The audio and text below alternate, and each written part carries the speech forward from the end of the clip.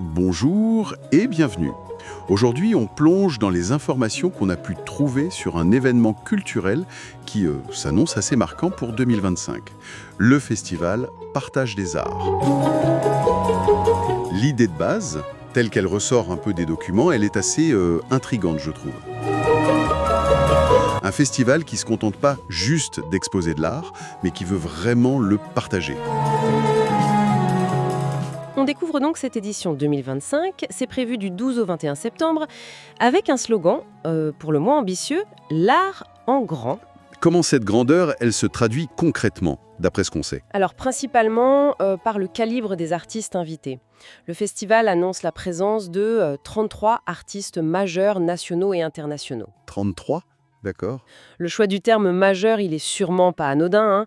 Ça suggère une sélection assez rigoureuse, qui vise une certaine excellence, une reconnaissance. Ça positionne d'emblée l'événement sur une scène artistique significative. D'accord. 33 artistes majeurs, c'est vrai que c'est un chiffre notable. Et le cadre choisi pour exposer tout ça, est-ce qu'il participe aussi à cette idée de grandeur? J'imagine qu'on n'est pas dans un hall d'expo classique. Ah non, et ça c'est vraiment un aspect fondamental de leur proposition. Le festival, il se passe au cœur de la ville. Il investit des lieux patrimoniaux à découvrir ou redécouvrir. Ah, intéressant. Ça crée une expérience à plusieurs niveaux, en fait. On vient voir de l'art, mais on redécouvre aussi sa ville ou des lieux qu'on croyait connaître. Ça ancre vraiment l'événement dans un territoire. Oui. Est-ce que ça rend l'art plus accessible, justement ? Peut-être moins intimidant en le sortant des white cubes un peu froids des galeries? C'est très probable que ce soit un des buts, oui. Et pour l'accès pratique, le site mentionne deux choses. Des visites libres, bon pour ceux qui veulent se balader seuls, et puis des visites guidées sur réservation avec l'Office du tourisme. Ok. Mais revenons à l'intitulé même, Partage des arts. C'est pas juste une intention affichée, hein, on voit bien que c'est le fil conducteur. Alors, par exemple?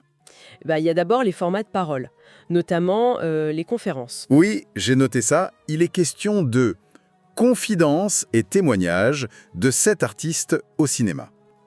Le mot confidence, c'est fort, je trouve. Exactement.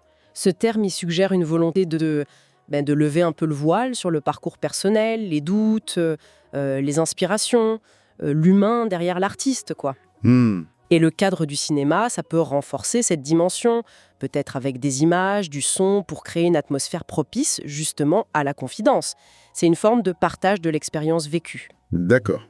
Mais ce qui m'a vraiment interpellé dans les descriptions, c'est cette promesse de rencontre beaucoup plus directe. Ça, c'est assez rare quand même, hein. Surtout pour des artistes dits majeurs. D'habitude, l'artiste, c'est une figure un peu distante, presque mythique. Là, on casse cette distance. Oui. Et puis, il y a cette initiative encore plus étonnante, les rencontres autour de jus de fruits et brioches les matins à 10h. Là, on est loin de l'image un peu austère du monde de l'art. C'est vrai que ça détonne. C'est une proposition qui semble viser très consciemment à désacraliser la rencontre. Ça peut paraître anecdotique comme ça, mais c'est potentiellement très puissant pour changer la perception de l'artiste et puis faciliter un échange vraiment authentique. J'imagine la scène. Vous me passez le sucre, alors, votre utilisation du bleu de Prusse, là, c'est audacieux. C'est une approche pour le moins rafraîchissante, oui.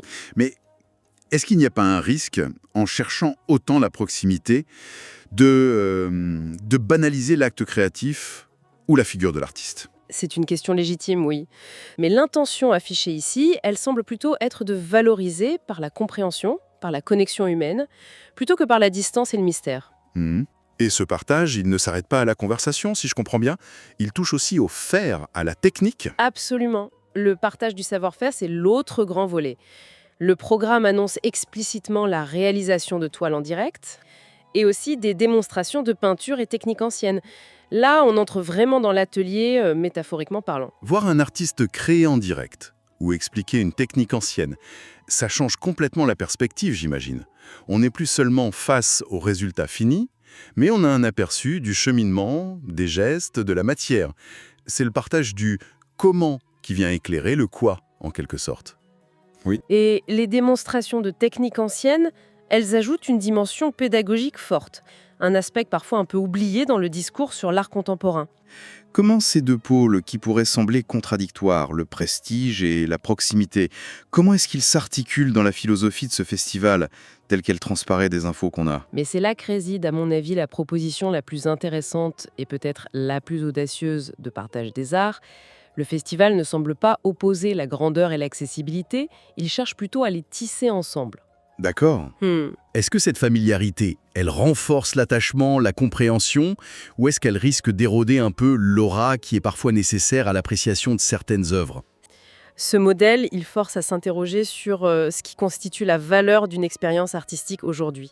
Est-ce que c'est uniquement l'objet fini ou est-ce que c'est l'ensemble du processus, de la rencontre, de l'échange qui en découle? Ce festival, par ses choix de programmation, il semble clairement pencher pour la seconde option, en invitant le public à une immersion plus complète. C'est une piste de réflexion passionnante sur l'avenir des médiations culturelles, je trouve. Voilà qui conclut notre exploration approfondie des informations sur le festival Partage des Arts 2025.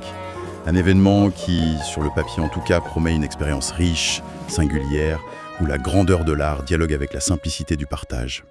Merci de nous avoir accompagnés dans cette analyse. Merci à vous.